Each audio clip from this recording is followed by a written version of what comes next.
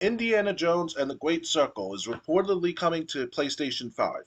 The game is currently a Microsoft exclusive. Indiana Jones and the Great Circle is reportedly not going to stay as an Xbox and PC exclusive for too long. According to YouTuber Nate the Hate, the game will be released in December for Xbox and PC, but also on the PlayStation sometime during the first half of 2025. Insider Gaming corroborated the report, claiming that some outliers have been given this announcement under signed NDAs. Currently, it's unknown whether this will be announced at Gamescom opening night live tomorrow. Last year, Microsoft confirmed that the game was actually exclusive for Xbox and PC, as Bethesda amended its multi-platform console deal with Disney post-acquisition. However, as Microsoft has already bought games like Sea of Thieves and Hi-Fi Rush to other competing platforms, Microsoft is also reportedly also considering bringing over games like Starfield and Indiana Jones. Gamescom Opening Night Live 2024 airs on August 20th at 11 a.m. 2 Pacific, 2 p.m. Eastern in Cologne, Germany. Indiana Jones and the Great Circle has been confirmed to appear during the event, so it's possible we'll see the announcement there. So let's get some comments. Double MK goes, great, smart choice if they want to make more money. And Simon the Kid 7 goes in response, yeah, but look at it from the Microsoft perspective. They finance a medium-sized studio in Uppsala, Sweden, to develop a new AAA Indiana Jones game for years. The license probably was not free either.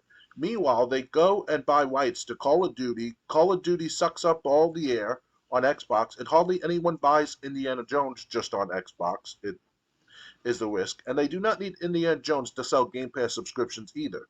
Call of Duty Biop 6 or Blop 6 sells Game Passes on its own, sort of, and they have a few more promising games as well. So, in order to at least get a return of the investment for all the money spent on developing Indiana Jones and getting licensed to make an Indiana Jones game, they might need to release it on PlayStation 5 as well. But at the same time, the more stuff they release on PS5, the less reason to buy an Xbox. I think from a business standpoint, they might do the right thing to release it on PS5 and maybe Switch too.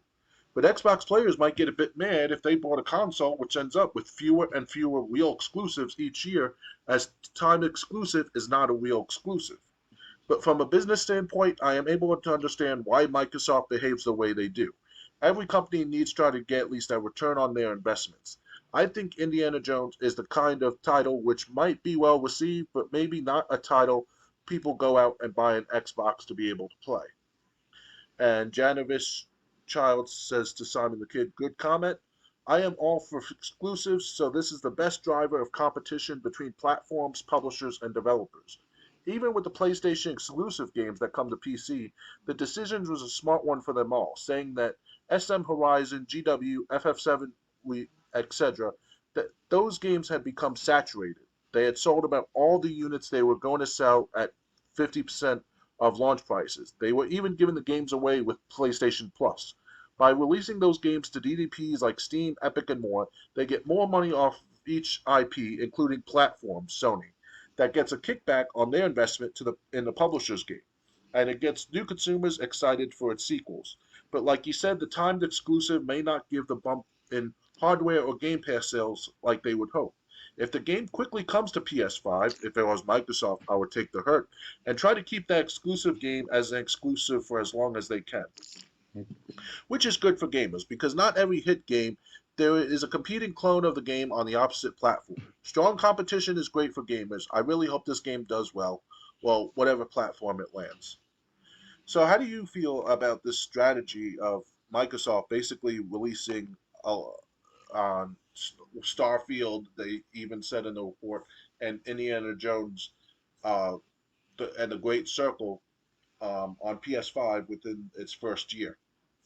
Usually, must be a time exclusive of over a year and a half from after the original release of the original console. I like to have Tomb Raider games, for example, because if I recall correctly, Tomb Raider: The Rise and Tomb Raider in 2016, 2015, give or take, it took about a year or two later for it to be put on the PS4, if I recall correctly last time. So, and then the same with the rise of the Tomb Raider, not rise, the Shadow Tomb Raider later on in 2018. So, but now I mean, instead of a year and a half, a year, now it's less than a year. So some of that has to give what's going on within the game industry, where it's like this competition is not as um, separated as it used to be. Because usually back in the days of the Nintendo, uh, Super Nintendo, just those type of games, those were very exclusive to certain platforms, certain games. Especially on the Sega Genesis, where they were dominated in the exclusives. Last time I checked, there were certain games I couldn't play on the Super Nintendo at all.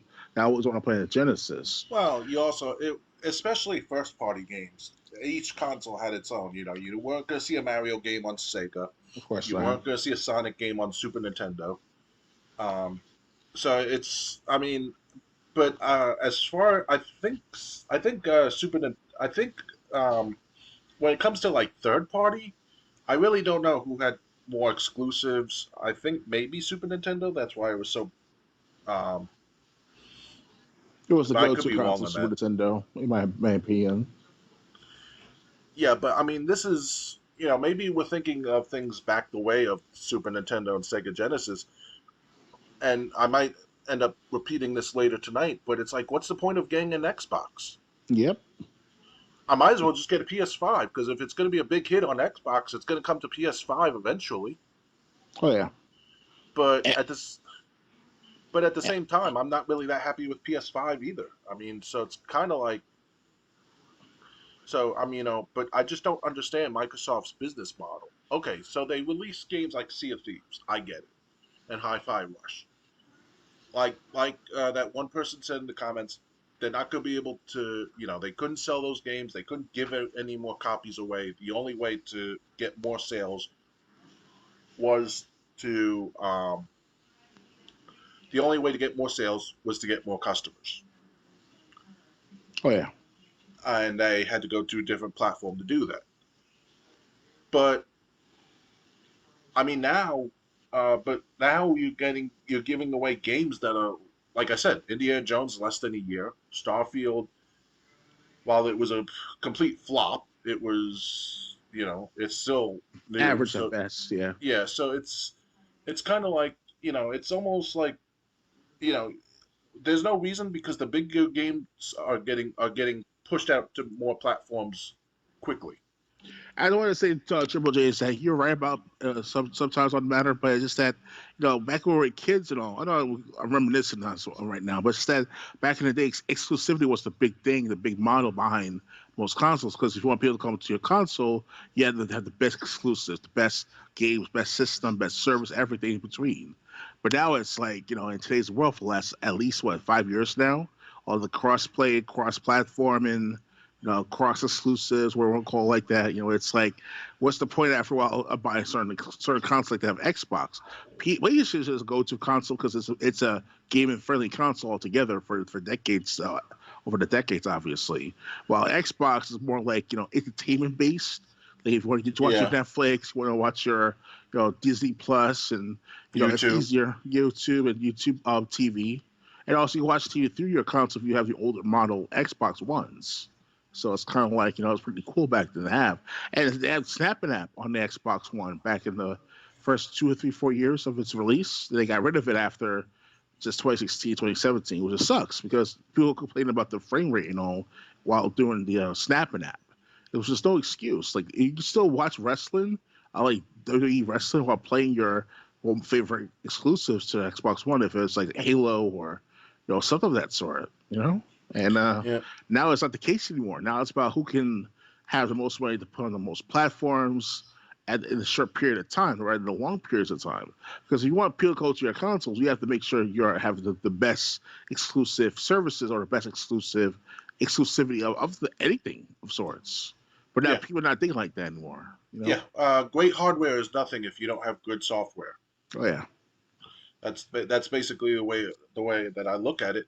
And Xbox is not going to have anything says you got to get an Xbox, Hmm. um, with them just putting new games on PS5. It's kind of like, why does Sony even have to make games? Just make us Microsoft make them Mm-hmm. at this point. in my opinion, I think Sony wants to be still part of that market.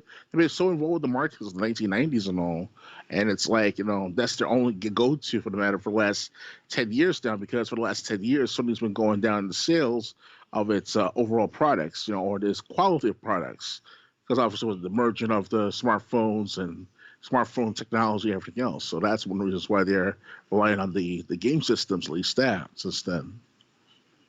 Yeah, but I mean, they put all their eggs in the Game Pass basket, but it's kind of like they killed their own console in order to for Game Pass. It's like if you push Game Pass to this point and you push uh, being able to play on any console, in doing so, the second one more than the first, you're killing your own console and you're killing a revenue stream. Hmm. But again, So no um, avail. yeah, again, we don't know. Apparently, they executives think they know better. Yeah, that's the thing about today's console market. I'm referring to somewhat partially thanks to a YouTuber named Oh No It's Alex with the two X's at the end. And I've been watching him for a month almost now. He was talking about how these fanboys for Xbox, fanboys of PlayStation, they're still stuck in that 1990s, 2000s type of mindset because obviously they're in their 30s and 40s, so not 50s. Some of these console fanboys, and it's like they're not seeing the present day bigger picture.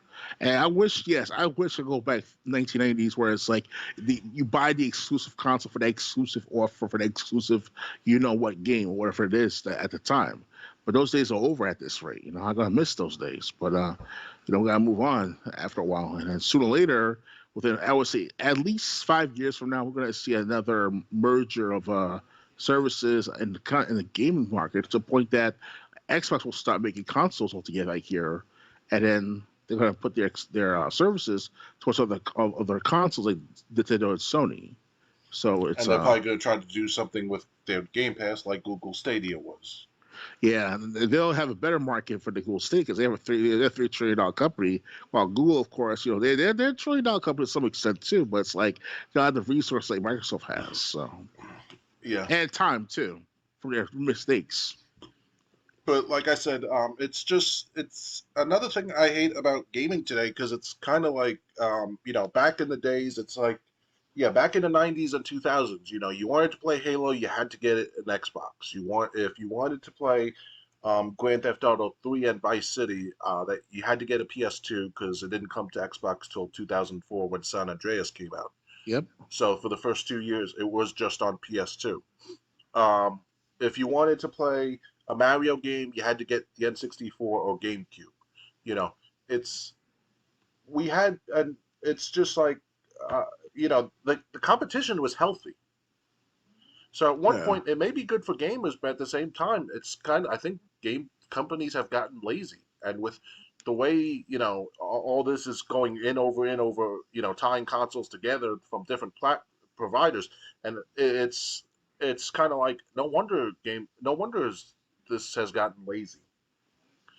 Not much competition going on. I wouldn't want to put my effort into creating games for this if I knew it was going to be shipped out to a different console in the first year.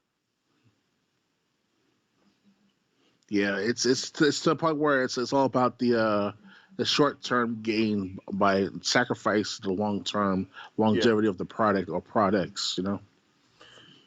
maybe you know what? Maybe Microsoft is going to experience something like a personal video game crash soon.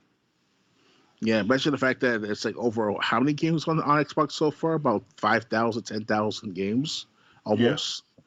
So and like I said, yeah. So I mean, and like I said, PlayStation's not much better because they said like they're not going to have any first party exclusives till at least the first half of 2025. oh yeah, What were you doing every day at those studios? Smoking and I crack? guess this was good weed and cocaine, right? Yeah. Yeah. So anyway, so yeah, you got anything else to say about Indiana Jones and the Great Circle coming to PS5 in its first year, or With Indiana Jones, I would say specifically, I like Indiana Jones as I was a kid. Obviously, that was a big thing. But in the '80s and '90s, Indiana Jones was the Harrison Ford's acting on Indiana Jones and all. He was a good actor in those movies. And sooner or later, by the 1990s, early 2000s, if I remember correctly, did a young version of Indiana Jones, like a series of tapes and episodes. I think it was a TV show or more of a series of mini movies, but it definitely was a TV show. Like the young Indiana Jones. I wanted to see that. I get a copy of that one day if I can find it. So that was a big thing back then. Now it's like the Great Circle in the PS5, Xbox series exclusive is kind of like they use AI here in that kind of scenes. You see it in the Gamescom or the previous summer festivals with Jeffrey Keough event, whatever we want to call it. And I saw those that the scene. The only thing was so funny in Indiana Jones was the Russian guy saying "choo choo choo choo." That was acting. That gotta be some good acting right there. I was like, you don't get to have AI. So you still have AI for that shit. That just sucks, You can't use lively actors anymore. You have to use AI and the occasional cheaply made actress or actor saying choo choo. That's about it.